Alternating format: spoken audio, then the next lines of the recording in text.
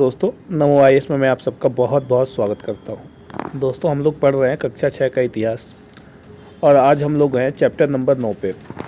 इससे पहले 8 chapter cover हो चुके हैं, आप लोग जाके हमारे चैनल पे देख सकते हैं। दोस्तों हमारे चैप्टर का नाम है नए साम्राज्य और राज्य। आइए शुरू करते हैं। अरविंद राजा बना। देखिए सबसे पहले स्टोरी जो हर चैप्टर के स्टार्टिंग में हमें मिली है इसमें भी है। आइए देखते हैं क्या है। अरविंद अपने स्कूल में खेले जाने वाले नाटक में राजा की भूमिका अदा करने के लिए चुना गया। उसने सोचा था कि वह शाही वेशभूषा में मूछों पर ताव देते हुए रूप पहले कागज में लिपटी तलवार को शान से पकड़कर चहलकदमी करेगा। जरा सोचो उसे कितनी हैरानी हुई जब उसे बताया गया कि उसे बैठकर बीड़ा भी बजानी होगी और कविता पाठ भी करना होगा। उसने सोचा एक संगीतज्ञ राजा कौन हो सकता है। अरविंद सोचने लगा। अब आइए देखते हैं इसके बारे में। ठीक है, क्या कह रहा है, क्या बताती हैं प्रशस्तियाँ। देखिए दरअसल अरविंद गुप्त वंश के प्रसिद्ध राजा समुद्रगुप्त की भूमिका अदा करने जा रहा था। समुद्रगुप्त के बारे में हमें इलाहाबाद में अशोक स्तंभ पर खुदे एक लंबे अभिलेख से पता चलता है। इसकी रचना समुद्रगुप्त के दरबार में कवि व मंत्री रहे हरिसेन द्वारा एक काव्य के रूप में की गई थी। देखिए समुद्रगुप्त के बारे में हमें कहाँ से पता चलता है, तो अशोक का स्तंभ जो इलाहाबाद में है उसमें उस पर जो है एक लंबी अभिलेख लिखी गई है जिसमें समुद्रगुप्त के बारे में बताया गया है। ठीक है, यह अभिलेख किसने लिखवाया है, तो यह अभिलेख समुद्रगुप्त के जो दरबारी कवि थे उनका या और मंत्री भी थे वो, उनका नाम था हरिसेन। हरिसेन द्वारा एक काव्य के रूप में, ठीक है, समुद्रगुप्त की चर्चा की गई है। यह एक विशेष किस्म का अभिलेख है जिसे प्रशस्ति कहते हैं। देखिए ये जो अभिलेख है इलाहाबाद वाला, ये विशेष प्रकार के होने की वजह से इसे प्रशस्ति कहा गया है। अब ये देख लीजिए प्रशस्ति होता क्या है, तो ये देखिए यहाँ दिया है, यह एक संस्कृत शब्द है जिसका अर्थ प्रशंसा होता है। देखिए प्रशस्ति का मतलब होता है प्रशंसा करना। प्रशस्तियाँ क्यों लिखवाई जाती थी, किसी राजा महाराजा के प्रशंसा के लिए पहले इसका प्रचलन था। ठीक है, देखिए दिया गया है प्रशस्तियाँ लिखने का प्रचलन पहले भी था। जैसे तुमने अध्याय 8 में गौतमी पुत्र श्री सातकर्णी की प्रशस्ति के बारे में पढ़ा। अभी आपने पीछे पढ़ा था ना गौतमी पुत्र सातकर्णी के बारे में। अरे बहुत महान राजा था, परंतु गुप्त काल में इनका महत्व और बढ़ गया। देखिए जी ये गुप्त काल जब आया तो ये प्रशस्ति थी, जो प्रशंसा लिखवाने का प्रचलन था, ये बहुत ज़्यादा बढ़ गया। समुद्रगुप्त की प्रशस्ति, आइए देखते हैं इसके बारे में। समुद्रगुप्त की प्रशस्ति हमें क्या बताती है, कवि ने इसमें राजा की एक योद्धा, युद्धों को जीतने वाले राजा, विद्वान तथा एक उत्कृष्ट कवि के रूप में भरपूर प्रशंसा की है।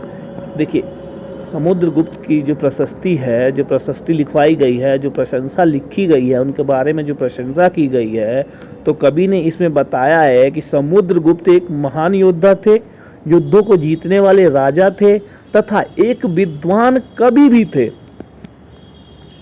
यहाँ तक कि उसे ईश्वर के बराबर बताया गया है। कवि ने समुद्रगुप्त को ईश्वर के बराबर तक बिठा दिया है। प्रशस्ति में लंबे लंबे वाक्य दिए गए हैं। यहाँ वैसे ही एक वाक्य का अंश दिया गया है। देखिए प्रशस्ति में बहुत लंबे लंबे वाक्य लिखे गए हैं, समुद्रगुप्त के बारे में बहुत लंबी लंबी प्रशंसा की गई है। ठीक है, यहाँ भी जो है उन वाक्यों का एक अंश दिया गया है।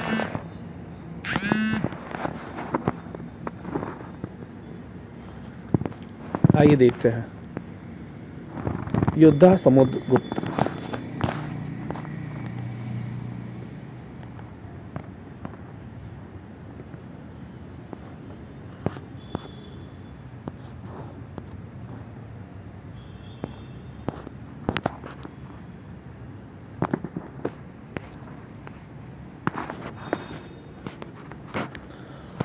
अब देखिए, अगर तुम मानचित्र, देखिए आगे दिया है, ठीक है। अब आगे देखिए, देखते हैं योद्धा समुद्रगुप्त के बारे में कुछ चीज़ें लिखी हैं जो ऊपर बताया ना कि मतलब उनका एक वाक्य का एक अंश दिया गया है यहाँ पे। देखिए वो थोड़ी सी बातें उनके बारे में लिखी है। जिनका शरीर युद्ध मैदान में कुठारों, कुल्हाड़ियों, तीरों, भालों, बर्छों, तलवारों, लोहे की गदाओं, नुकीले तीरों तथा अन्य सैकड़ों हथियारों से लगे घावों के दाग से भरे होने के कारण अत्यंत सुंदर दिखता है। देखिए उसके समुद्रगुप्त के बारे में बताया गया है कि समुद्रगुप्त के शरीर में जो है कुठारों, कुल्हाड़ियाँ, तीर, भाले, बरसे, तलवार, लोहे की जो गदाएं, नुकीले तीर, इन सब से लगे हजारों घाव और दाग उनके शरीर में भरे पड़े थे और ये उनके शरीर पे बहुत ही सुंदर दिखते थे। इससे आपको क्या पता चलता है कि समुद्रगुप्त किस प्रकार के युद्ध लड़ते थे। ठीक है, आगे देखिए, अगर तुम मानचित्र 7 पृष्ठ 89 को गौर से देखो तो पाओगे कि एक क्षेत्र को हरे रंग से रंगा गया है। अभी मानचित्र 7 आपको नीचे मिलेगा, ठीक है, उसमें देखेंगे। तुम्हें पूर्वी समुद्र तट के साथ साथ एक कर्म में लाल बिंदु दिखेंगे। उसी तरह कुछ क्षेत्र बैंगनी और नीले रंग के भी मिलेंगे। यह मानचित्र इस प्रशस्ति में प्राप्त जानकारियों के आधार पर बनाया गया है। देखिए उनकी जहाँ जहाँ प्रशस्तियाँ मिली हैं उसके बारे में आगे मानचित्र में दिया है, ठीक है। तभी आगे हम लोग देखेंगे। हरिसेन 4 विभिन्न प्रकार के राजाओं और उनके प्रति समुद्रगुप्त की नीतियों का वर्णन करते हैं। देखिए यहाँ समुद्रगुप्त की नीतियों का वर्णन किया गया है, देखते हैं क्या है। मानचित्र में हरे रंग का क्षेत्र आर्यव्रत के उन 9 शासकों का है जिन्हें समुद्रगुप्त ने हराकर उनके राज्यों को अपने साम्राज्य में मिला लिया था। मानचित्र 7, हाँ ये देखिए मानचित्र 7 दिया है। इसमें जो ये हरे रंग का एरिया, ये जो आप लोगों को दिख रहा है, इसको हाईलाइट करता हूँ मैं, तब आपको पता चलेगा, ठीक है। ये देखिए, ये वाला जो एरिया है, यहाँ के राजाओं को, यहाँ के 9 राजाओं को समुद्रगुप्त ने हराकर इस एरिया को, इस साम्राज्य को अपने साम्राज्य से मिला लिया था, ठीक है। आइए आगे देखते हैं। उसमें कन्नौज, प्रयागराज, पाटलिपुत्र, नंदा, ये सारे एरिया थे। और देखिए आगे और दिया इसमें दूसरा। इसके बाद दक्षिणापथ के 12 शासक आते हैं। इनमें से कुछ की राजधानियों को दिखाने के लिए मानचित्र पर लाल बिंदु दिए गए हैं। इन सब ने हार जाने पर समुद्रगुप्त के सामने समर्पण किया था। समुद्रगुप्त ने उन्हें फिर से शासन करने की अनुमति दे दी। ये देखिए, नहीं यहाँ आगे दिखाता हूँ मैं आपको मैप में, ठीक है। ये देखिए, ये जो लाल रंग की बिंदु जो है दक्षिणापथ है, ठीक है। ये दक्षिण का जो क्षेत्र है, यहाँ के 12 शासकों को समुद्रगुप्त ने हराया था, ठीक है। उन शासकों ने समुद्रगुप्त के सामने आत्मसमर्पण कर दिया था। आत्मसमर्पण करने के बाद समुद्रगुप्त ने उन राजाओं को राज करने के लिए उनका साम्राज्य लौटा दिया था, उनको अनुमति दे दी थी, ठीक है। अब देखिए आगे, आगे जो क्या दिया है, इसका जो 3rd पॉइंट है, पड़ोसी देशों का आंतरिक घेरा बैंगनी रंग से रंगा गया है। इसमें असम, तटीय बंगाल, नेपाल और उत्तर पश्चिम के कई गण या संघ आते थे। यह समुद्रगुप्त के लिए उपहार लाते थे, उनकी आज्ञाओं का पालन करते थे तथा उनके दरबार में उपस्थित हुआ करते थे। ये देखिए और भी घेरा है जो बैंगनी रंग से रंगा गया है, ठीक है। ये देखिए, ये जो है, ये वाला एरिया जो है, ये वाला जो एरिया है, ठीक है, ये जो थे समुद्रगुप्त की सीमाओं से लगे होते थे, जिसमें असम था, ठीक है, नेपाल था, ये बहुत सारी जगह थी जो समुद्रगुप्त के साम्राज्य से इनकी सीमा सटी हुई थी। ये लोग समुद्रगुप्त के लिए उपहार लेके आते थे और उनकी आज्ञाओं का पालन करते थे, उनकी सभाओं में उपस्थित हुआ करते थे। बाहर के इलाके के शासक जिन्हें नीले रंग से रंगा गया है, संभवतः कुषाण तथा शक वंश के थे। इसमें श्रीलंका के शासक भी थे। इन्होंने समुद्रगुप्त की अधीनता स्वीकार की और अपनी पुत्रियों का विवाह उससे किया था।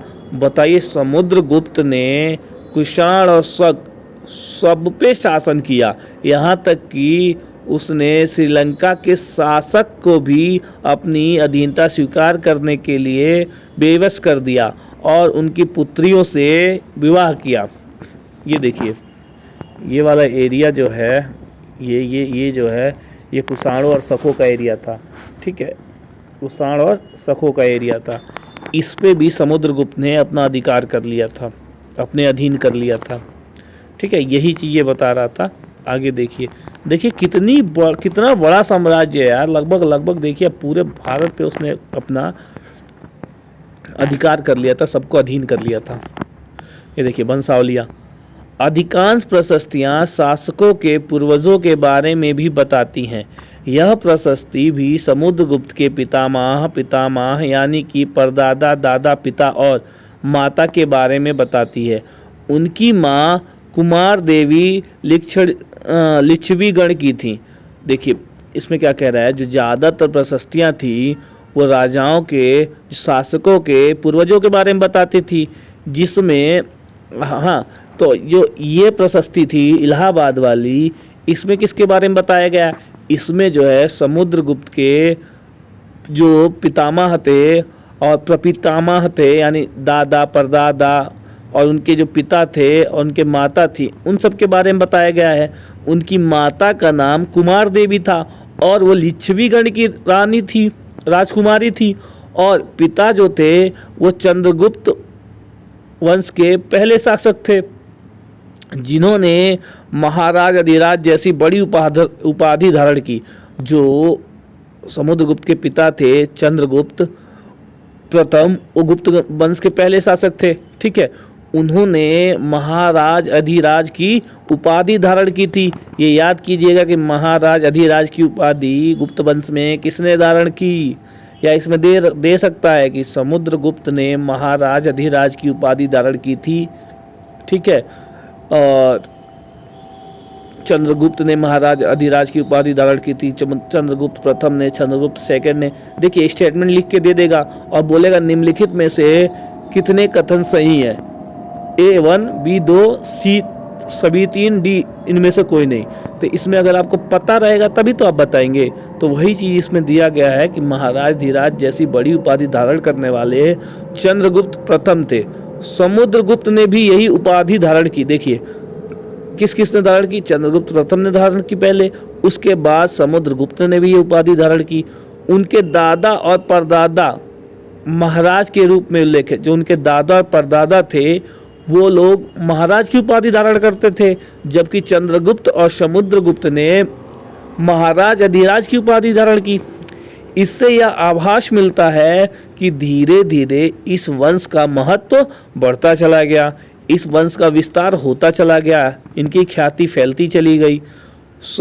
देखिए इन उपाधियों को महत्व के हिसाब से सजाओ। राजा, महाराजा, अधिराज, महाराजा, इनके बारे में चलिए तो आप सजाइए। देखिए कुछ दिया है।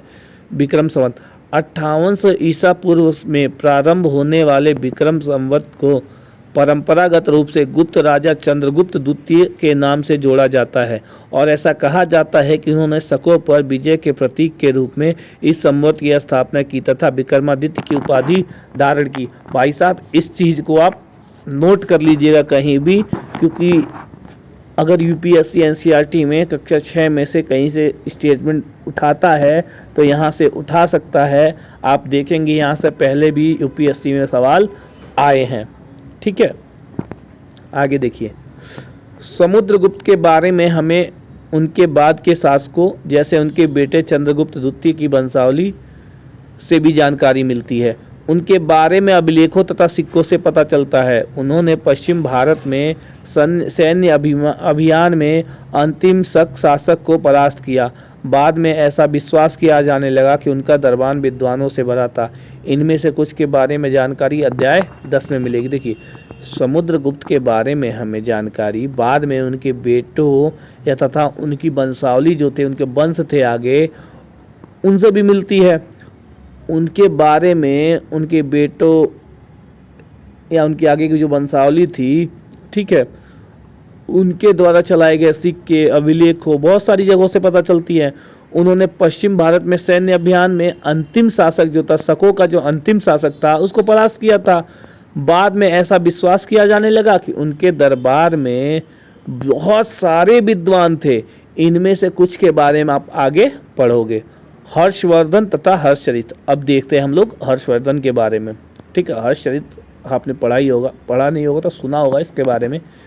जिस तरह गुप्त वंश के शासकों के बारे में अभिलेखों तथा सिक्कों से पता चलता है, उसी तरह से कुछ अन्य शासकों के बारे में उनकी जीवनी से पता चलता है। ऐसे ही एक राजा हर्षवर्धन थे। देखिए, गुप्त वंश के जितने भी शासक थे उनके बारे में ज़्यादातर अभिलेखों तथा सिक्कों से पता चलता है, लेकिन कुछ शासक ऐसे थे जिनकी जीवनी लिखी जाती थी और उन जीवनी से पता चलता है कि एक राजा हर्षवर्धन भी थे। उन्होंने करीब 1400 साल पहले शासन किया था। उनके दरबारी जो कवि थे वो थे बाणभट्ट। समुद्रगुप्त का कौन था? हरिसेन। समुद्रगुप्त का दरबारी कवि कौन था? हरिसेन। और हर्षवर्धन का दरबारी कवि कौन था? बाणभट्ट। बाणभट्ट ने संस्कृत में उनकी जीवनी हर्षचरित लिखी है। हर्षचरित किसने लिखी है? बाणभट्ट ने संस्कृत में, ठीक है। देखिए, इसमें हर्षवर्धन की वंशावली देते हुए उनके राजा बनने तक का वर्णन है। हर्षचरित्र में जब उनके पूरे वंशावली के बारे में बताया गया है, और जब तक हर्षवर्धन जब राजा बने हैं तब तक का वर्णन जो है वो हर्षचरित्र में है। चीनी तीर्थयात्री ह्वेन-त्सांग, जिनके बारे में तुमने अध्याय 8 में पढ़ा, काफ़ी समय के लिए हर्ष के दरबार में रहे। उन्होंने वहाँ जो कुछ देखा उसका विस्तृत विवरण दिया है। देखिए, जो ह्वेन-त्सांग था, चीनी तीर्थयात्री, वो हर्ष के दरबार में काफ़ी समय तक रहा और उसने जो देखा उसका विस्तृत विवरण भी दिया है, लिखा है उसके बारे में। हर्ष अपने पिता के सबसे छोटे नहीं, हर्ष अपने पिता के सबसे बड़े बेटे नहीं थे, पर अपने पिता और बड़े भाई की मृत्यु हो जाने पर थानेसर के राजा बने। देखिए, हर्ष जो थे अपने पिता के बड़े बेटे तो नहीं थे, लेकिन उनके पिता और भाई की मृत्यु हो गई। मृत्यु हो जाने के कारण उन्हें राजा बनना पड़ा, और राजा कहाँ के बने? थानेसर के। उनके बहनोई कन्नौज के शासक थे। जब बंगाल के शासक ने उन्हें मार डाला तो हर्ष ने कन्नौज को अपने अधीन कर लिया और बंगाल पर आक्रमण कर दिया। देखिए, हर्ष का जो बहनोई था वो कन्नौज का शासक था। बंगाल के शासक ने कन्नौज के शासक को मार डाला। उसके बाद हर्ष ने क्या किया? कन्नौज को अपने अधीन में ले लिया, अपने कंट्रोल में ले लिया और बंगाल पर आक्रमण कर दिया। मगध तथा बंगाल को भी जीत कर उन्हें पूर्व में जितनी सफलता मिली थी उतनी सफलता अन्य जगहों पर नहीं मिली। हर्ष ने मगध को भी जीत लिया था, बंगाल को भी जीत लिया था। पूर्व में उन्हें ये सफलता मिली थी, लेकिन पूर्व में वो ज़्यादा सफल हुए, लेकिन अन्य जगहों पर हर्ष उतने सफल नहीं हो पाए। जब उन्होंने नर्मदा नदी को पार कर दक्कन की ओर आगे बढ़ने की कोशिश की, तब चालुक्य नरेश पुलकेशिन द्वितीय ने उन्हें रोक दिया। हर्ष ने ये सोचा कि अब हम नर्मदा नदी पार करके दक्कन पर अधिकार कर लेते हैं, लेकिन तभी चालुक्य जो नरेश थे, चालुक्य के जो शासक थे पुलकेशिन द्वितीय ने उन्हें रोक दिया, आगे नहीं बढ़ने दिया। देखिए, भारत का राजनीतिक मानचित्र देखो और सूची बनाओ कि जब हर्षवर्धन बंगाल तथा नर्मदा तक गए होंगे तो आज के किन किन राज्यों से गुजरे होंगे। देखिए, मतलब नर्मदा नदी पे उस समय कौन से राज्य थे, आज उनका नाम क्या है, आपको ये देखना है। पल्लव, चालुक्य और पुलकेशिन द्वितीय की प्रशस्तियाँ, अब इनके बारे में देख लीजिए, इनके प्रशंसा में क्या क्या लिखी गई हैं। इस काल में पल्लव और चालुक्य दक्षिण भारत के सबसे महत्वपूर्ण राजवंश थे।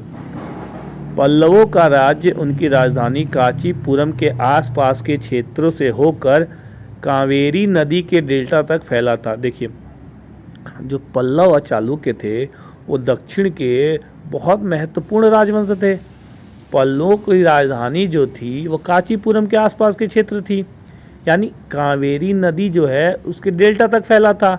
जबकि चालुक्यों का राज्य जो था वो कृष्णा और तुंगभद्रा नदियों के बीच स्थित था। चालुक्यों की राजधानी जो थी वो ऐहोल थी। यह एक प्रमुख व्यापारिक केंद्र था। धीरे धीरे यह धार्मिक केंद्र भी बन गया, जहाँ कई मंदिर थे। देखिए, जो चालुक्यों की राजधानी ऐहोल थी, पहले वो व्यापारिक केंद्र थी, बाद में धीरे धीरे वो धार्मिक केंद्र बन गई। वहाँ बहुत सारे मंदिर बन गए। पल्लव और चालुक्य एक दूसरे की सीमाओं का अतिक्रमण करते थे। मुख्य रूप से राजधानियों को निशाना बनाया जाता था जो समृद्ध शहर थे। देखिए, जब पल्लव थे और चालुक्य थे, इन दोनों की हमेशा लड़ाई होती रहती थी। ये दोनों एक दूसरे की सीमाओं पर आक्रमण किया करते थे और लूट लिया करते थे। ठीक है। अब मुख्य रूप से उन राजधानियों को निशाना बनाते थे, उन शहरों को निशाना बनाते थे, टारगेट करते थे जो बहुत फले फूले थे, समृद्ध थे। पुलकेशिन द्वितीय सबसे प्रसिद्ध चालुक्य राजा थे। देखिए, चालुक्यों में जो सबसे प्रसिद्ध राजा हुए वो पुलकेशिन द्वितीय हुए। उनके बारे में हमें उनके दरबारी कवि रवि कीर्ति द्वारा रचित प्रशस्ति से पता चलता है। देखिए, पुलकेशिन द्वितीय के दरबारी कवि कौन थे? रवि कीर्ति। उन्होंने एक प्रशस्ति लिखी जिससे उनके बारे में हमें पता चलता है। इसमें उनके पूर्वजों, खास तौर से पिछली 4 पीढ़ियों के बारे में बताया गया है। पुलकेशिन द्वितीय को अपने चाचा से यह राज्य मिला था। देखिए, पुलकेशिन द्वितीय को जो राज्य मिला था वो उनके चाचा से मिला था। और जो प्रशस्ति लिखी है उनके कवि रवि कीर्ति ने, उनमें पुलकेशिन द्वितीय की 4 पीढ़ियों का वर्णन मिलता है। ठीक है, आगे देखिए।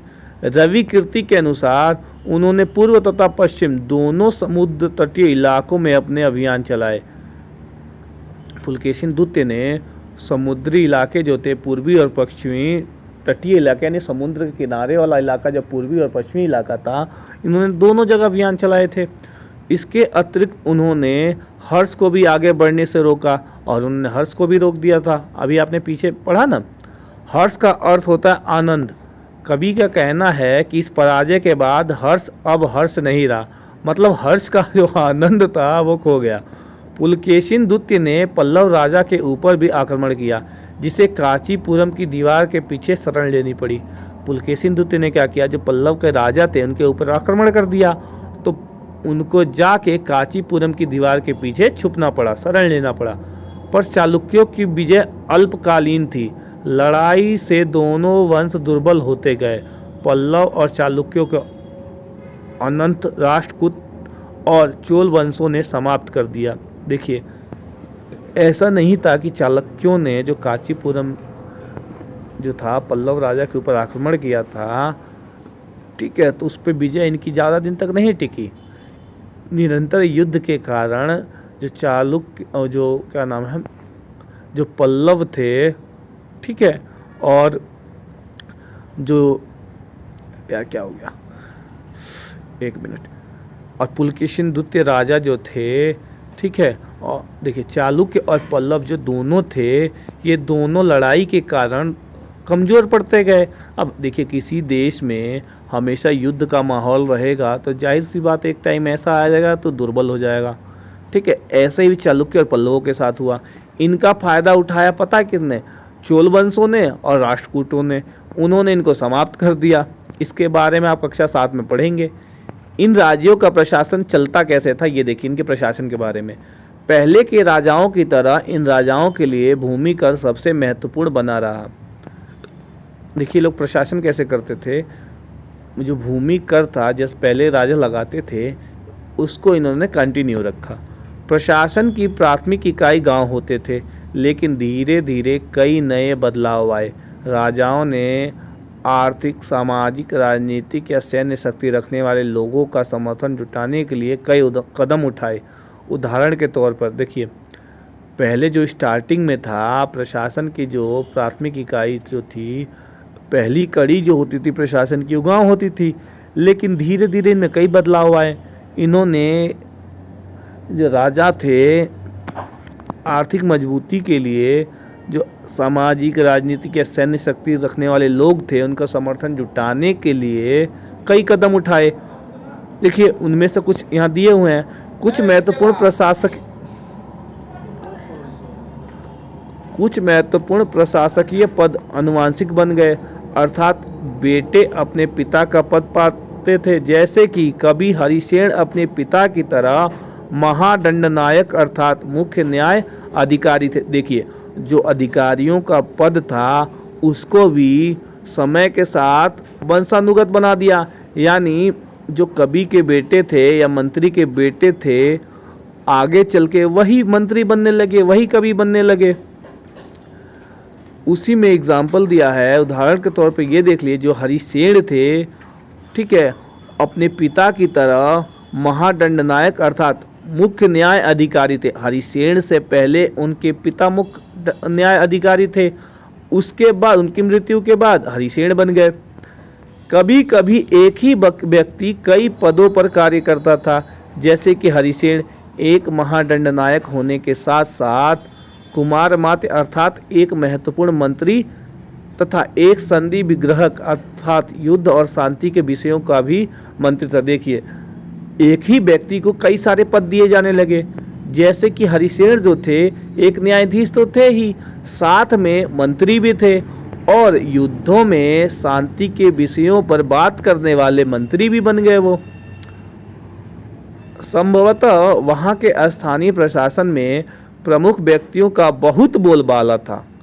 इनमें नगर श्रेष्ठ यानी मुख्य बैंकर या शहर का व्यापारी, सारथवा यानी व्यापारियों के काफिले का नेता, प्रथम कुलिक अर्थात मुख्य शिल्पकार तथा कायस्थों यानी लिपिकों के प्रधान जैसे लोग होते थे। देखिए, वहाँ के जो स्थानीय प्रशासन के प्रमुख व्यक्ति थे उनका बहुत बोलबाला हो गया था, जैसे व्यापारी, शिल्पकार, मतलब इनका जो हेड होता था, व्यापारियों के काफिले का जो नेता होता था, संगठन बना लिए थे ना, तो उनका जो नेता होता था, या शिल्पकार होते थे, या जो कायस्थों में जो प्रधान होता था, वे लोग, इनका बहुत ज़्यादा बोलबाला हो गया था। इस तरह की नीतियाँ कुछ हद तक प्रभावशाली होती थी, पर समय के साथ साथ इनमें कुछ व्यक्ति इतने अधिक शक्तिशाली हो जाते थे कि अपना स्वतंत्र राज्य स्थापित कर लेते थे। देखिए, इन नीतियाँ प्रभावशाली तो थीं, पर इनका नुकसान भी था।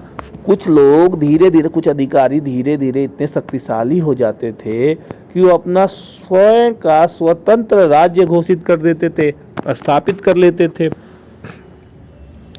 एक नए प्रकार की सेना। देखिए, कुछ राजा अभी भी पुराने राजाओं की तरह एक सुसंगठित सेना रखते थे, जिसमें हाथी, रथ, घुड़सवार, पैदल सिपाही होते थे, पर इसके साथ साथ कुछ सेना नायक भी होते थे। देखिए, कुछ राजा अभी भी जो पुरानी रीति रिवाज थे उन्हीं के हिसाब से चल रहे थे, जैसे एक सुसंगठित सेना रखना, हाथी रखना, रथ रखना, घुड़सवार रखना, पैदल सिपाही रखना, और साथ साथ कुछ सेना नायक भी होते थे जो आवश्यकता पड़ने पर राजा को सैनिक सहायता दिया करते थे।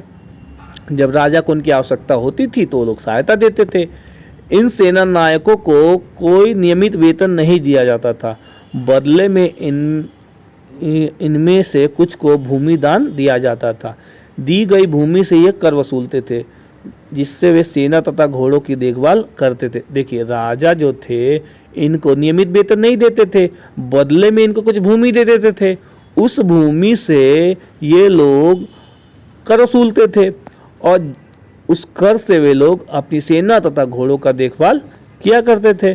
साथ ही वे इससे युद्ध के लिए हथियार जुटाते थे, हथियार भी खरीदते थे उन करों से। इस तरह के व्यक्ति सामंत कहलाते थे। जहाँ कहीं भी शासक दुर्बल होते थे, ये सामंत स्वतंत्र होने की कोशिश करते थे। देखिए, जब सामंतों को ये लगता था कि राजा कमजोर पड़ गया है तो क्या करते थे, खुद के स्वतंत्र राज्य की स्थापना कर देते थे, घोषणा कर देते थे। दक्षिण के राज्यों में सभाएं। पल्लवों के अभिलेखों में कई स्थानीय सभाओं की चर्चा है। इनमें से एक था ब्राह्मण भूस्वामियों का संगठन, जिसे सभा कहते थे। देखिए, पल्लव वंश के जो अभिलेख मिले हैं उसमें कई स्थानीय सभाओं की चर्चा हुई है। इनमें से एक ब्राह्मण भूस्वामियों का संगठन था। अरे, जमींदारी होती थी ना, जमींदार समझिए भूमि का मालिक जो होते थे, बाद में उन्हें जमींदार कहा जाने लगा, तो वही समझिए उनका अपना एक संगठन होता था जिसे सभा कहते थे। ये सभाएं उस समितियों के जरिए सिंचाई, खेतीबाड़ी से जुड़े विभिन्न काम, सड़क निर्माण, स्थानीय मंदिरों की देखरेख आदि का काम करती थी। ये जो उप समितियाँ थीं, ये क्या करती थी? ये जो सभा थी, इन्होंने कई उप समितियाँ बना रखी थी। उसके थ्रू ये लोग सिंचाई का काम, खेतीबाड़ी का काम, सड़कों का निर्माण, स्थानीय मंदिरों की देखरेख, ये सारे काम किया करते थे उप समितियों के द्वारा। जिन इलाकों के भूस्वामी ब्राह्मण नहीं थे, वहाँ उर नामक ग्राम सभा के होने की बात कही गई है। देखिए, जहाँ पे ब्राह्मण भूस्वामी नहीं था, वहाँ पे क्या था? वहाँ उर नामक ग्राम सभा होने की बात बताई गई है। ये चीज़ ध्यान रखिएगा, ये इम्पोर्टेंट है, इसको नोट कर लीजिएगा। जहाँ पे ब्राह्मण नहीं थे, ब्राह्मण भूस्वामी नहीं थे, वहाँ उर नामक ग्राम सभा, ठीक है, होने की बात कही गई है। नगरम व्यापारियों के एक संगठन का नाम था। संभव, देखिए ये भी है ना, नगरम किसका नाम था? ये बना के दे देगा ना यार। नगरम जो है व्यापारियों के संगठन का एक नाम था। संभवतः इन सभाओं पर धनी तथा शक्तिशाली भूस्वामियों और व्यापारियों का नियंत्रण था। इनमें से बहुत सी स्थानीय सभाएं शताब्दियों तक काम करती रहीं। देखिए, इन सभाओं पर नियंत्रण किसका था? जो धनी तथा शक्तिशाली भूस्वामी और व्यापारी जो थे, उनका नियंत्रण होता था। इन्होंने इन सभाओं पर काफ़ी टाइम तक शासन किया और ये सभाएं कई शताब्दियों तक चलती रहीं, काम करती रहीं। उस ज़माने में आम लोग कैसे देखे? जनसाधारण के जीवन की थोड़ी बहुत झलक हमें नाटकों तथा कुछ अन्य स्रोतों से मिलती है। चलो इसके कुछ उदाहरण देखते हैं। देखिए, उस ज़माने में आम लोगों का जीवन कैसा था, उसके बारे में हमें कुछ झलक जो है नाटकों से दिखाई देती है। तो आइए देखते हैं। कालिदास अपने नाटकों में राज दरबार के जीवन के चित्रण के लिए प्रसिद्ध है। इन नाटकों में एक रोचक बात यह है कि राजा और अधिकांश ब्राह्मणों को संस्कृत बोलते हुए दिखाया गया है, जबकि अन्य लोग तथा महिलाएं प्राकृत बोलते हुए दिखाई गई हैं। देखिए, जो कालिदास है अपने नाटकों के लिए बहुत ज़्यादा फेमस थे। वो राज दरबार में जो जीवन का चित्रण होता था वही दिखाते थे। इन नाटकों की रोचक बात ये थी कि वो अधिकांश जो ब्राह्मण थे वह संस्कृत बोलते थे। कालिदास ने जो नाटक लिखा है उसमें बताया गया है जो ब्राह्मण थे वो संस्कृत बोलते थे, जबकि अन्य लोग तथा महिलाएं जो थी प्राकृतिक भाषा बोलती थी। उनका सबसे प्रसिद्ध नाटक जो है, कालिदास का सबसे प्रसिद्ध नाटक जो है वो अभिज्ञान शाकुंतलम है, जिसमें बताया गया है दुष्यंत नामक एक राजा और शकुंतला नाम की एक युवती की प्रेम कहानी है। अभिज्ञान शाकुंतलम में क्या दिखाया गया है? दुष्यंत नामक एक राजा और शकुंतला नाम की एक युवती की प्रेम कहानी दिखाई गई है। इस नाटक में एक गरीब मछुआरे के साथ राज कर्मचारियों के दुर्व्यवहार की बात कही गई है। आइए देखते हैं। एक मछुआरे को एक अंगूठी मिली। एक मछुआरे को एक कीमती अंगूठी मिली। यह अंगूठी राजा ने शकुंतला को भेंट की थी, पर दुर्घटनावश उसे एक मछली निगल गई। जब मछुआरा इस अंगूठी को लेकर राजमहल पहुंचा तो द्वारपाल ने उस पर चोरी का आरोप लगाया और मुख्य पुलिस अधिकारी भी बहुत बुरी तरह से पेश आया। राजा उस अंगूठी को देखकर बहुत खुश हुए और उन्होंने मछुआरे को इनाम दिया। पुलिस वाला और द्वारपाल मछुआरे से इनाम का कुछ हिस्सा हड़पने के लिए उसके साथ शराब खाने चल पड़े। आज अगर किसी गरीब आदमी को कुछ मिलता है और वह पुलिस से खबर करता है तो क्या उसके साथ इसी तरह का बर्ताव किया जाएगा? बताइए। बिल्कुल, पुलिस तो उससे भी बदतर व्यवहार करती है। एक प्रसिद्ध व्यक्ति का नाम बताओ जिसने प्राकृत में उपदेश दिए, और एक राजा का नाम बताओ जिसने प्राकृत में अपने अभिलेख लिखवाए हों। ठीक है, प्राकृत में उपदेश किसने दिए? गौतम बुद्ध ने भाई, महावीर स्वामी ने भाई, और गौतम बुद्ध यार उसके और अशोक ने जो अभिलेख लिखवाए हैं भाई वो प्राकृतिक भाषा में लिखवाया है। इसके बारे में आपने पीछे देखा था। चीनी तीर्थयात्री फाशियन का ध्यान उन लोगों की दुर्गति पर भी गया जिन्हें ऊंचे और शक्तिशाली लोग अछूत मानते थे। देखिए, जो चीनी तीर्थयात्री था सिर्फ राजा महाराजाओं के बारे में उसने नहीं लिखा, उसका ध्यान उन लोगों की तरफ भी था जो ऊंचे और शक्तिशाली लोग जिन्हें अछूत मानते थे। जो गरीब और कमज़ोर लोग थे जिनको अछूत माना जाता था, उसके बारे में भी उसने बताया है। इन्हें शहरों के बाहर रहना पड़ता था। वे लिखता है, देखिए, जो ऊंचे और बड़े लोग जिसको अछूत मानते थे वो शहरों के बाहर रहते थे, उनको बाहर रहना पड़ता था भाई, रहने नहीं देते थे। वो लिखता है, अगर इन लोगों को शहर या बाजार के भीतर आना होता था तो सभी को आगाह करने के लिए ये लकड़ी के एक टुकड़े पर चोट करते रहते थे। ये आवाज़ सुनकर लोग सतर्क होकर अपने को छू जाने से या किसी प्रकार से संपर्क से बचाते थे। देखिए क्या था, जो इनको ये लोग अछूत मानते थे, अगर उनको बाजार में या नगर के अंदर आना होता था तो ये लकड़ी के 2 डंडे लेकर उसको बजाते हुए अंदर आते थे, जिससे लोग ये आवाज़ सुनकर उनको अपने आप से छू जाने से या उनके संपर्क में आने से बच सके।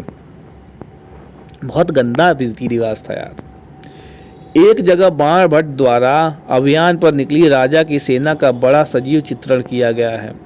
बाण भट्ट ने एक जगह राजा की सेना जो निकली है उसका एकदम सजीव चित्रण कर दिया है। ऐसा चित्र बनाया, ऐसा लगता है कि मतलब सही में एकदम वही हो। देखिए आगे अगर कहीं दिया होगा दिखाऊंगा। राजा बड़ी मात्रा में साजो सामान लेकर यात्रा करते थे। भाई जाहिर सी बात है, जब यात्रा पे जाएंगे तो सामान लेके जाना ही पड़ेगा। इनमें हथियारों के अतिरिक्त रोज़मर्रा के उपयोग में आने वाली चीज़ें जैसे बर्तन, असबाब जिसमें सोने के भी पायदान शामिल थे, खाने पीने के सामान, बकरी, हिरण, खरगोश, सब्जियां, मसाले आदि विभिन्न प्रकार की चीज़ें शामिल होती थी। अब देखिए जब यात्रा पे निकलेंगे तो जाहिर सी बात है, कोई दुश्मन हमला ना कर दे तो हथियार लेके चलते थे। पेट है तो खाने के लिए खाना, अब खाना बनाने के लिए बर्तन चाहिए तो बर्तन लेके चलते थे। और राजा महाराजा थे तो बर्तन भाई सोने के होंगे ही। और खाने के सामान में क्या था, बकरी होती थी, हिरण होता था, खरगोश, सब्जियाँ, मसाले, यही सब चीज़ें रोज़मर्रा की जो ज़रूरत थी। ठीक है, वो जाती कैसी थी भाई, ठेले गाड़ियों से, ऊँटों पर, हाथियों पर, ये सामान ढोने वाले जो जानवर थे उनके पीठ पर लाद कर ले जा जाती थी। कुछ विशाल सेना के साथ साथ संगीतकार, नगाड़े, बिगुल तथा तुरही बजाते हुए चलते रहते थे। अब भाई सब जा ही रहे हैं तो एंटरटेनमेंट की व्यवस्था भी रहती थी। संगीत, नगाड़े, बिगुल सब बजते हुए जाते थे। रास्ते में पड़ने वाले गाँव वालों का उनका सत्कार करना पड़ता था। वे दही, गुड़ तथा फूलों का उपहार लाते थे तथा जानवरों का चारा भी देते थे। देखिए जब राजा जिस रास्ते से गुजरते थे वहाँ जो गांव पड़ता था, उन गांव वालों को उनका सत्कार करना पड़ता था।